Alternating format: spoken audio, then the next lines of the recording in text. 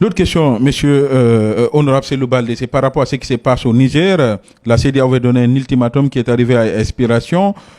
On s'attendait tout de suite à une intervention militaire, mais ça tarde encore à venir. Un sommet extraordinaire est convoqué donc à Abuja. Comment vous analysez cette actualité au Niger?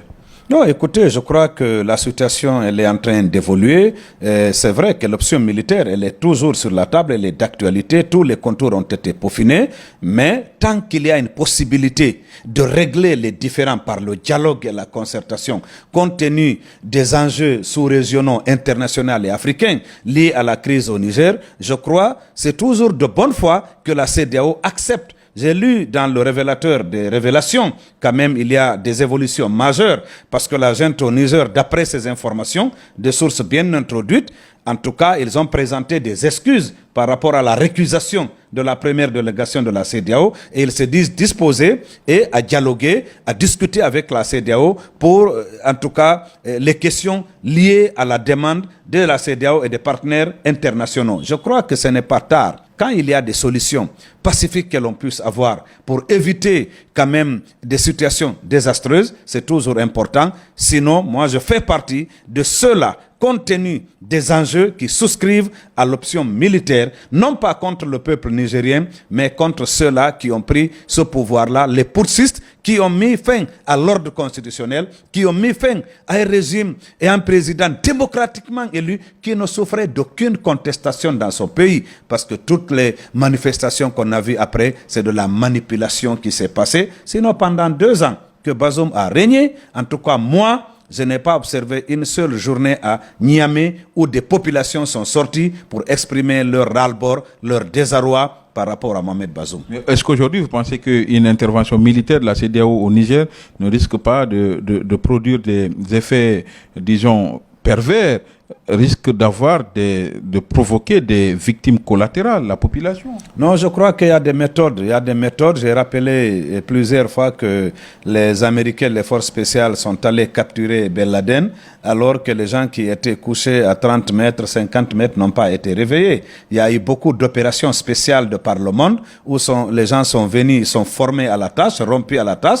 sont venus déloger, en tout cas, un président, pendant que les autres vaquaient librement à leurs occupations. Je crois que cela est en train d'être étudié par la CEDEAO et les partenaires internationaux parce que la démocratie, l'ordre constitutionnel doit être rétabli au Niger. On ne doit pas permettre à Tchiani et à son équipe de rester au pouvoir pour mener une soi-disant transition.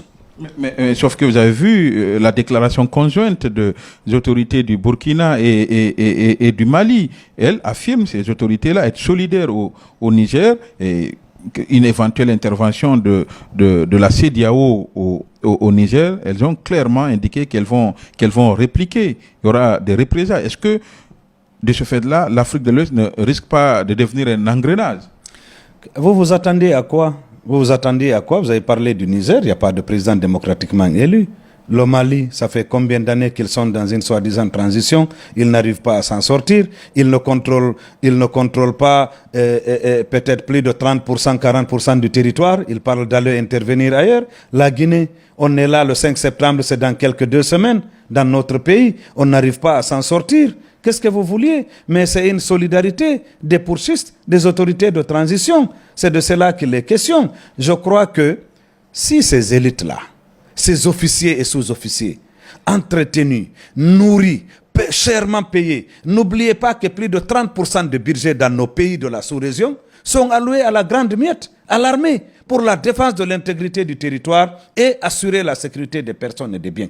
Incapables de faire face aux terroristes, incapables de faire face aux djihadistes, ils accusent un président démocratiquement élu et aujourd'hui, ils deviennent, comme je l'ai dit dans mon post sur ma page Facebook, ils deviennent une source d'instabilité pour l'ensemble de la sous-région, mais également une source d'insécurité pour l'ensemble des populations et de leurs biens. Et ils deviennent de facto source de mauvaise gouvernance pour l'ensemble des institutions de nos différents pays. Que répondez-vous que derrière cette menace de la CEDEAO d'intervenir militairement au Niger, il peut y avoir des mains noires de la France avec l'uranium et tous les enjeux géopolitiques qui sont derrière? Sinon, certains même vont jusqu'à dire que c'était une politique de 2 poids 2 mesures. Au Mali, il y a eu coup d'État, on n'est pas militairement intervenu. La même chose au Burkina, même en Guinée. Non, c'est pas pareil. Ça, il faut quand même, les contextes sont très différents. Ici, en Guinée, il y avait un coup d'État constitutionnel. Dans les conditions normales, si l'armée respecte sa parole et son serment, c'est pour rétablir une situation de normalité constitutionnelle, parce qu'après le 22 mars, on vivait dans l'illégalité et dans l'illégitimité et dans une situation de non-droit. Au Mali, c'était de notoriété publique, c'était un régime totalement corrompu de Ibrahim Boubacar Keïta avec son fils Karim Keïta. Au Niger et au Burkina, l'insécurité était montée à tel point que les gens ont décidé de prendre leurs responsabilités, même si je ne suis pas totalement d'accord. Et Marc Christian Kaboré pouvait rester comme président et qu'avec l'élite militaire, ils essayent de redéfinir les contours d'une lutte, en tout cas efficace, contre l'intégrisme, djihadisme en relation avec les partenaires internationaux. Mais le cas du Niger, c'est quand même le coup de trop. C'était quoi l'opportunité, Lamine, de ce coup d'État-là? Et le Niger est en train de faire son petit bonhomme de chemin, comme le Ghana, comme le Sénégal. Un pays, un exemple de démocratie. Issoufou a fait ses 2 mandats, bien que ses pères, Ouattara et Alpha Condé, étaient dans la dynamique de 3e mandat, mais il s'est abstenu pour mettre en avant l'intérêt du peuple nigérien, l'intérêt de la démocratie, le renforcement des institutions du Niger, qui était quand même en proie avec ce djihadisme-là. Et donc, Bazoum a été élu, il est en train de faire son mandat correctement et tranquillement. N'oubliez pas que c'est un colonel qui a fait 12 ans à la garde présidentielle, et donc il y avait quand même des informations concordantes comme quoi Bazoum était en train de réaménager sa garde présidentielle pour avoir plus d'autonomie et de main libre dans sa gestion. C'est lui, frustré, qui, pour sauver sa peau, a décidé d'opérer ce coup d'État. Ce coup d'État-là ne se justifiait pas. Pour ce qui concerne la France, pour moi, ce sont des accusations fortuites et gratuites qui ne sont pas du tout fondées.